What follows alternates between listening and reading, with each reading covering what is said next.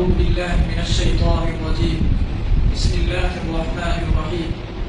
فصل لربك وانحر إن شانئك هو الأبتر. وقال تعالى في مقام آخر: لن ينال الله لحومها ولا دماؤها ولكن يناله التقوى منكم.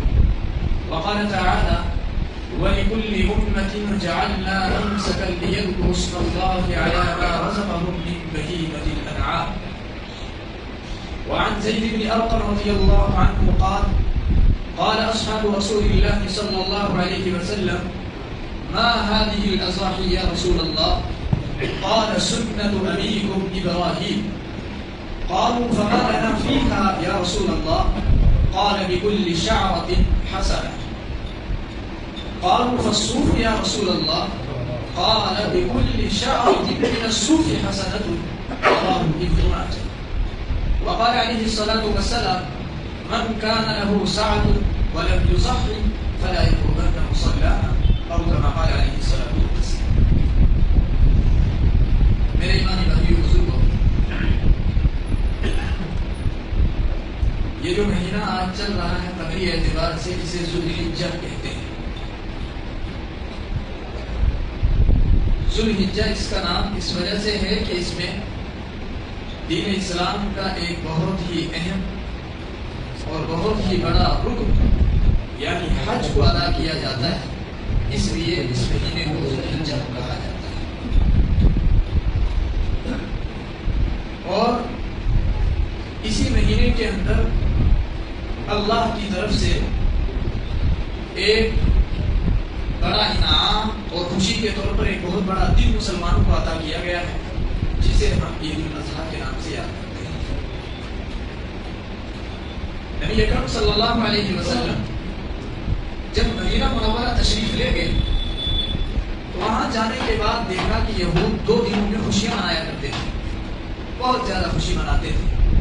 اللہ کے نبی علیہ السلام نے ان سے پوچھا کہ کیا ہیں 2 دن جن میں تم خوشی مناتے ہو؟ خیر انہوں نے اپنی وجہ بیان کی کہ ہم اس وجہ سے خوشی مناتے ہیں. اللہ کے نبی علیہ السلام نے فرمایا کہ سنو، اب اللہ نے ان 2 دنوں کے بدلے میں تمہیں 2 دن عطا کیے ہیں خوشیوں کے، ایک عید الفطر کا دن اور ایک عید الاضحیٰ کا دن. یہ خوشی کے 2 دن مسلمانوں کو اللہ نے عطا کیے ہیں. یہ جو عید الاضحیٰ کے ایام ہیں ان میں ایک اہم اور اللہ کا حکم پورا کیا جاتا ہے جسے قربانی کہتے ہیں. عربی میں اسے اضحیہ کہا جاتا ہے.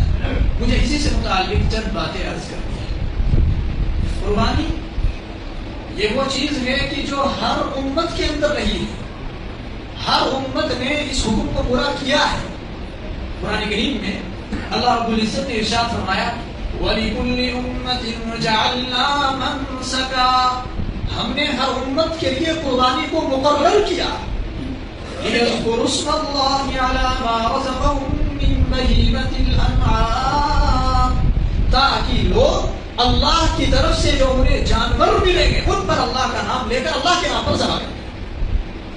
تو اللہ رب العزت نے قرآن کریم میں یہ فرمایا کہ یہ حکم ہر امت کے لیے تھا، لیکن خصوصیت کے ساتھ جو اس کا زیادہ رواج ہوا اور جو زیادہ مشہور اور عام ہوئی قربانی وہ حضرت ابراہیم علیہ نبینا علیہ السلام کے زمانے سے ہوئی. اس لیے اسے سنت ابراہیمی بھی کہا جاتا ہے. وہ واقعہ تو خیر بڑا طویل بھی ہے اور بہت مشہور ہے اور تقریباً لوگوں کو معلوم ہی ہوتا ہے کہ حضرت ابراہیم علیہ السلام نے ایک بہت بڑی قربانی جو اللہ کے سامنے پیش کی تھی. بیٹے کو قربان کرنے کے لیے تیار ہو گئے. اللہ نے پھر اس کے بدلے میں ایک بیٹے کو ذبح فرما دیا تھا. لیکن علماء نے یہاں پر ایک نقطہ لکھا ہے کہ اللہ رب العزت نے اسماعیل علیہ السلام کے گلے پر چھری چلنے کیوں نہیں دی؟ حضرت اسماعیل علیہ السلام کو لٹا بھی دیا. اللہ کا قرآن کہتا ہے فَلَمَّا أَسْلَمَا وَتَلَّهُ لِلْجَبِينِ. وہ دونوں کے دونوں تیار ہو گئے اللہ کے حکم کے لیے. بیٹا بھی تیار، والد بھی تیار ہو گئے. اور حضرت ابراہیم علیہ السلام نے اپنے بیٹے اسماعیل کو لٹا بھی دیا اور گلے پہ چھری رکھ بھی دی اور زور بھی لگا رہے ہیں، مگر چھری چلنے کے لیے تیار نہیں ہے. کیوں چلنے نہیں دی؟ خیر اللہ نے تو حضرت ابراہیم علیہ السلام کے بارے میں صاف صاف قرآن کریم میں ارشاد فرمایا وَنَادَيْنَاهُ يَا إِبْرَاهِيمُ. اور ہم نے پکار کر کہا اے ابراہیم قد صدقت الرؤيا. تم نے اپنا وہ خواب سچا کر کے دکھلا دیا. تم تو واقعی میرے خلیل جس طریقے سے اللہ تعالیٰ دیکھنا چاہتے تھے کیا میرا خلیل اس حکم کو کرتا ہے یا نہیں. جو بھی اسے حکم دیتا ہوں، اور حکم بھی ہم کے ذریعے سے دیا گیا. اللہ نے فرمایا ابراہیم تو نے اس حکم کو پورا کر دیا. وَفَدَيْنَاهُ بِذِبْحٍ عَظِيمٍ، اور اس کے بدلے میں اللہ نے ایک ذبیحہ اور عطا کیا، یعنی ایک بیٹا جنت سے لایا گیا، اسے ذبح کر دیا گیا. اور اللہ تعالیٰ فرمایا إِنَّ هَذَا لَهُوَ الْبَلَاءُ الْمُبِينُ، یہ بہت بڑی آزمائش تھی، یہ چھوٹا کام نہیں تھا. ایک لخت جگر کو، ایک اکلوتے بیٹے کو، ایک پیارے بیٹے کو جسے بڑی امیدوں سے مانگ مانگ کر اللہ سے لیا تھا اور بڑی لمبی عمر میں اللہ نے عطا کیا تھا، آج اس بیٹے کے گلے پر اگر چھری چلائے باپ تو کتنا مشکل ہوگا. یہ بڑا امتحان تھا، لیکن اللہ تعالیٰ فرماتے ابراہیم تم اس امتحان میں کامیاب ہو گئے. اور چھری چلنے نہیں دی. کیوں؟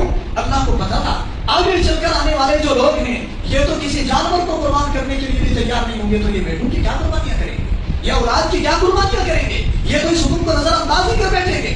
اس لیے اللہ نے ابراہیم علیہ السلام کو کامیاب کر دیا اور ایک بیٹے کو ذبح کیا، اور آگے امت کے لیے یہی حکم جاری کر دیا کہ تمہیں جانوروں کی قربانی کرنی ہے عید الاضحیٰ کے موقع پر. سنت ابراہیمی کو یاد کیا جاتا ہے.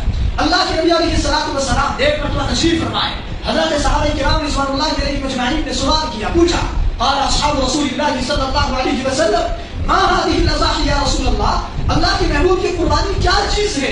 اللہ کے نبی علیہ السلام نے جواب میں ارشاد فرمایا سنت ابیکم ابراہیم، یہ تمہارے والد جد اعلیٰ حضرت ابراہیم علیہ السلام کا ایک طریقہ کار ہے، ایک سنت ہے. حضرت صحابہ کرام نے عرض کیا ٹھیک، یہ ہم سمجھ گئے یہ حضرت ابراہیم علیہ السلام کی سنت ہے، لیکن اللہ کے محبوب یہ تو بتلائیے ہم اگر اس سنت پر عمل کریں گے تو ہمیں ملے گا کیا؟ چونکہ صحابہ بڑے حریص تھے، انہیں ایک ایک چیز کے بارے میں یہ رہتا تھا آخر ہمیں کیا ملے گا اس عمل پر، آخرت میں کیا اجر ملے گا اس کا. اس لیے فوراً یہ سوال کیا ہمیں اس کے بدلے میں کیا ملے گا؟ اللہ کے نبی علیہ السلام نے فرمایا بِكُلِّ شَعْرَةٍ حَسَنَةٍ، جس جانور کو تم قربان کرو گے اس جانور کے جسم پر جتنے بال ہوں گے ہر بال کے بدلے میں اللہ ایک نیکی عطا فرمائے گا. یہ اللہ کے نبی علیہ السلام نے فرمایا. صحابہ کرام ہے ہاں اتنا بڑا کام، اتنا زیادہ ثواب ملتا ہے. تو کچھ صحابہ اٹھے، اللہ کے محبوب ٹھیک ہے بعض جانور تو وہ ہوتے ہیں جن کے جسم پر زیادہ گھنے بال نہیں ہوتے ہیں، کیا دمبا بھیڑ جن کے جسم پر بہت زیادہ گھنے بال ہوتے ہیں، یعنی اونٹ جو ہوتی ہے ان کے جسم پر، کیا وہاں بھی ایک بال کے بدلے میں ایک نیکی ملے گی؟ اللہ کے نبی نے فرمایا ہاں بِكُلِّ شَعْرَةٍ مِنَ السُّوقِ حَسَنَةٌ، اونٹ کے بھی ہر بال کے بدلے میں ایک نیکی اللہ تعالیٰ فرمائے گا. جی یہ اللہ کے نبی علیہ السلام نے فرمایا. اور دوسری جگہ ایک موقع پر اللہ کے رسول صلی اللہ علیہ وسلم نے یہ ارشاد فرمایا کہ قربانی کے جو یہ دن ہیں ان دنوں میں اللہ کے یہاں قربانی سے زیادہ پسندیدہ کوئی بھی عمل نہیں ہے. یہ اللہ کے نبی علیہ السلام فرمایا، یعنی کوئی تہجد پڑھ رہا ہے بہت اچھا عمل، کوئی اور نیک کام کر رہا ہے بہت اچھا، کوئی صدقہ کر رہا ہے بہت اچھا عمل، لیکن قربانی سے بڑا عمل ان دنوں میں اور کوئی نہیں ہو سکتا ہے. یہ اللہ کے رسول صلی اللہ علیہ وسلم نے ارشاد فرمایا. اور پھر اسی حدیث میں آگے یہ بھی فرمایا وَإِنَّهُ لَيَأْتِي يَوْمَ الْقِيَامَةِ بِقُرُونِهَا وَأَشْعَارِهَا وَأَصْلَافِهَا، اور کل قیامت میں وہ جانور جسے تم اللہ کے نام پر قربان کرو گے وہ جانور کل قیامت میں اپنے سینگوں کے ساتھ آئے گا، اپنے کھروں کے ساتھ آئے گا، اپنے بالوں کے ساتھ آئے گا. یعنی کیا ہوگا؟ یہ آ کر اللہ کے دربار میں پیش ہوگا، اللہ اس انسان نے تیرے نام پر مجھے ذبح کیا تھا، قربان کیا تھا، آج میں سفارش کرتا ہوں کہ اس کی بخشش فرما دیجیے. یہ جانور اللہ کے یہاں جا کر سفارش کرے گا. اور پھر اللہ کے نبی علیہ السلام نے آگے فرمایا وَإِنَّ الدَّمَ لَيَقَعُ إِلَى اللَّهِ بِمَكَانٍ قَبْلَ أَن يَقَعَ بِالْأَرْضِ، اور جب انسان جانور کے گلے پر چھری چلاتا ہے، جب وہ ذبح ہوتا ہے، خون کا قطرہ زمین پر پہنچنے سے پہلے وہ اللہ کے یہاں قبولیت کے مقام تک وہ پہنچ جاتا ہے. اللہ کے نبی علیہ السلام نے اسی روایت کے آخر میں بھی فرمایا مسلمانوں یاد رکھو یہ اللہ کا ایک حکم ہے، اس کو بوجھ نہ سمجھنا، فَطِيبُوا بِهَا نَفْسًا، لہٰذا اسے خوش دلی سے اس حکم کو پورا کیا کریں. تو کریں گے نا انشاءاللہ، خوش دلی سے اس حکم کو پورا کریں گے. یہ اللہ کے نبی علیہ السلام